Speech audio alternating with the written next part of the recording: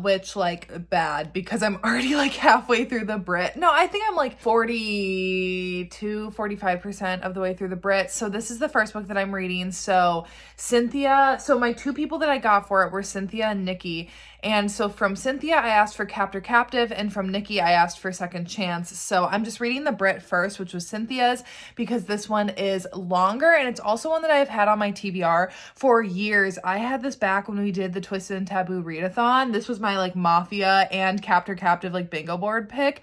And then I never got around to reading it that weekend, which honestly is probably a good thing because that was like, 48 hours to read. They had like 7 books on that TBR. This is a thick boy, okay? I think it's like 500 something pages. The writing is just like heavy. Like it's not like a quick breezy read, but I'm really enjoying it. It's also not as dark as I thought it was going to be. I mean, maybe it's going to get darker, but here's the thing. I remember like in this one, every single time I've talked about this book and like wanting to read this one, I have had tons of people being like, just check your triggers, like it's really dark. And I don't know, maybe like the people saying that like are not like as familiar with my content or like what I read a lot of the time, because so far I have not read anything in this book that has like surprised me at all or really honestly seemed that dark to me. So Rose is our heroine, and honestly she's still a bit of an enigma.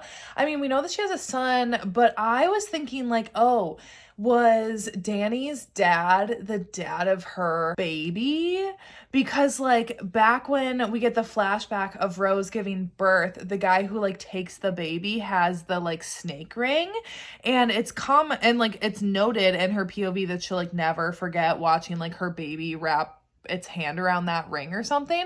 So then when Danny's dad dies, he gets that ring, and it's like noted again of like him slipping it off of his ring, slipping it onto his own finger. And like we never, like Rose hasn't noticed that, or she hasn't like noted it in her POV, which is just kind of interesting. So then I'm like, maybe that's not the baby's dad, but then like I don't know who is, and like who's this Knox dude, like obviously the one that she's kind of like under control, who's kind of blackmailing her with her son. So I don't know, I feel like there's a lot of loose ends with Rose that we have like no kind of inkling on. So I'm intrigued to read more about her. I like Danny enough. I like his whole like no second chances thing. I actually really, really liked the beginning. I think, was it even like the prologue of him as a child and then seeing like who his dad was? Not like his real dad, but the dad who like took him under and now he's like taken over the business for him. I actually really liked that prologue of him being on the streets and like witnessing this crime and then kind of being like tucked into the fold, and like how he does really have this like no second chances kind of motto. And I feel like that's going to come down to it. Also, Brad is betraying him at some point, right? I feel like that's obvious. And if he doesn't, then I'm actually going to be very surprised, because Brad, I think he's a two-timer. Which actually, if Brad and Rose would have never interacted with each other, I 100% would have thought that Brad was actually the father of her baby. I could have totally seen that, of like him going off, having this like secret life or whatever, getting her pregnant, stealing her baby, and then like they don't see each other around, and then like all of a sudden they see each other and she's like, and realizes who he is. I don't know. That would have been kind of cool, but I don't know. I just feel like Brad has to betray him at some point, right? I'm really enjoying it. It's been a long time since I've read a mafia book, and it's Captor Captive, but it's not like, it's not like Take Me With You or like what do you call it? What's the one? The Pam Godwin, Deliver. That's the one that I gave Jess from Honest Fiction to read because she asked for Captor Captive. And it's not like those where it's like they legitimately like scoped them out, stole them, or like was a serial criminal, broke into their home and stole them. This was just like kind of wrong place, wrong time, with her being with this one politician and then him noticing that. But like honestly, Rose has been treated pretty nicely, so like she seems to be doing okay in her captivity. So anyways, yeah, I'm definitely enjoying it so far. I'm kind of hoping it'll get a little bit darker. Like I kind of want it to get a little bit darker. But anyways, also the lighting is not I need to dye my hair again. I don't know, but I don't want to go to the salon and pay for it. But look at how like light it is. It's looking like my kind of natural color up top with that little bit of like yellow gold coming through, and I just don't like that. So it needs to be more like the color of my shirt, and it doesn't really like blend in anymore. So anyways, okay, that was besides the point. See, I'm making slow progress on this book, but that more has to do with just my schedule right now, not with like the actual enjoyment I got my edits back from Take My Hand, so I've been doing that the last couple days, going back and forth on that, and then writing Starting Line. So I haven't had a lot of time to read. I haven't finished a book in like a week, but oh, the kitty. Oh, kitties are beefy. Dorian, I don't think she wants to play with you right now. Aria was kind of playing, and then Dorian got her foot out from under her and bit it, and oh, she didn't like that. She's not afraid to hiss at him. Like, she's honestly not like that bothered by him. Like, it's not like they hate each other. They love each other. It's more that he's just very much that like annoying brother, and she's not afraid to hiss at him. Well, damn, I literally finished the Brit now like what, 4 or 5 days ago, and I don't think I ever updated when I finished it because... Sorry, I'm just making sure that the cats aren't stealing each other, or more so that Dorian isn't stealing Aria's treats because it is greenie time for them. So anyways, okay, so I think I only made one other update for the Brit, but here's the thing.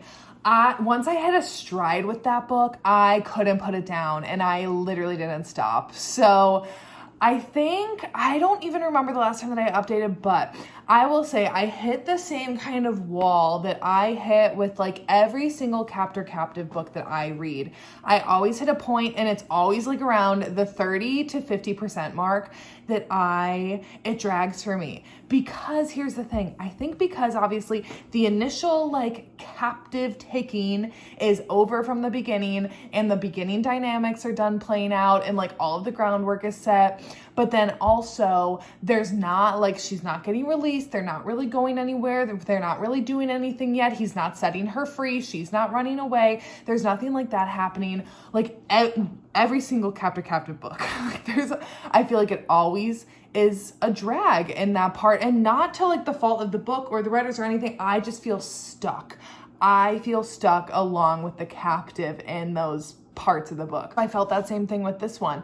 But then as soon as, I forget what part it was, I think it was like shortly after he went to the dock with the jet skis and like the one exploded. I think it was shortly after that it really kind of like picked up for me, and then it didn't stop. And here, you know what? I was debating about whether or not to spoil, but here I actually think I am gonna spoil right here, because I don't know how to talk about this without being able to spoil. I'm really bad at doing spoiler-free vlogs, so I'm very sorry. I could have sworn I thought that Danny was wearing that ring. So then when she brought up the ring and then Danny froze, I was like, I thought that you've been wearing this ring. But I guess he hadn't. He had like pocketed it. His uncle being the one who did that to Rose and like was running the shady business and was kind of behind a lot of this. I really liked that twist, because honestly, I thought it was Brad. I really thought it was Brad. And honestly, Brad was a loyal one through and through. So sorry, Brad. I was highly suspicious of you throughout most of this book, because I was just waiting for it to come out that he was actually the one who was doing this stuff. And it was in fact the uncle, the old ass. I mean, I should have known that it was the old ass uncle. I loved that whole dinner scheme. And like when they showed up and the uncle, like all of a sudden he's like, you're surrounded, you're trapped. I'm like, I don't think so, because I'm pretty sure Danny set this all up. And of course he did. And he knew his way out of there. And it was very good to see him die. That was satisfying. And I liked how that all came to a head. The stuff with Rose's son at the end though, I mean, like I get it, like that, like the people who've been raising him have been his parents, but also like they literally bought a baby on the black market. Like, I'm sorry, you can care for a child all you want and like support a child all that you want, but you still bought a baby on the black market. You're fucked. So like, I hope that one day that baby just goes and lives with, or like child goes and just lives with Rose and Danny. Also the ending, here's the thing. When he died, I was like, hold up.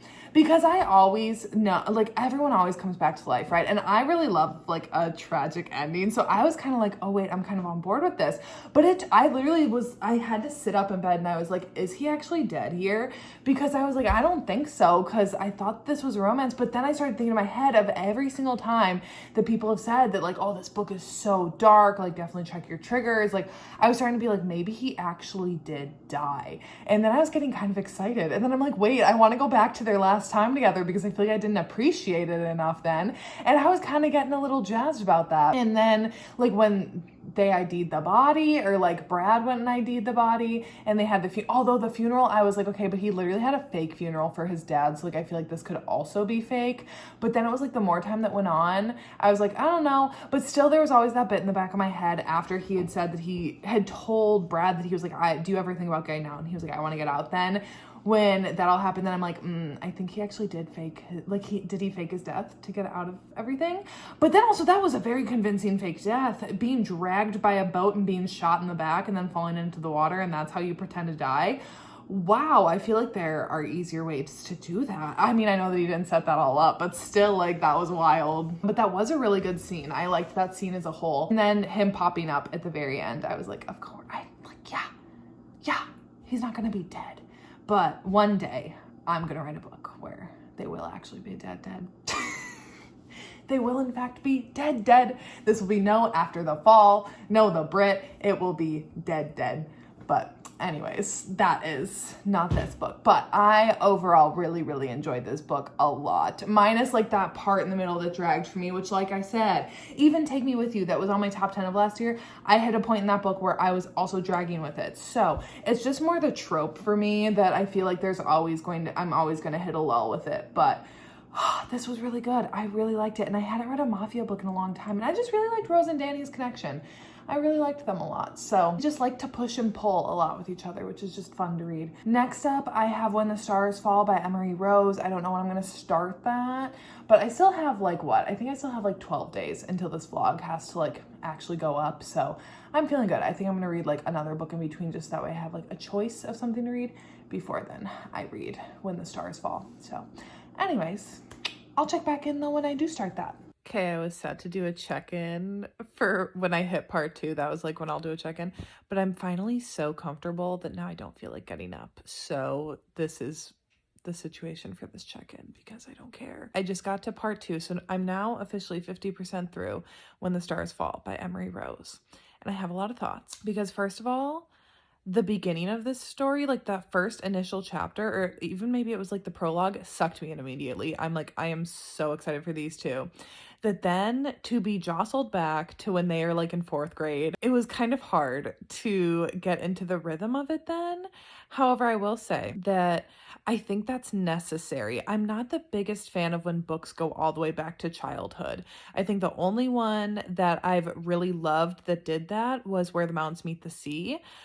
But with that said, I actually think that that's going to have been important because they spend so much time apart, like 5 years. This says 5 years later. I think we kind of needed that foundation. It just because they truly have just been best friends for years, like everything that happened with Lila's mom and like that dynamic coming into the mix. I'm just very, I get the groundwork that needed to be done. And honestly, like a lot of their times, okay, when they were younger, I genuinely didn't care, like to be straight up. But once they got to be around like teenagers, that's when I was starting to kind of be like, okay, you know, you're more like fully formed as like a character, and I don't know, like kind of getting into who they are.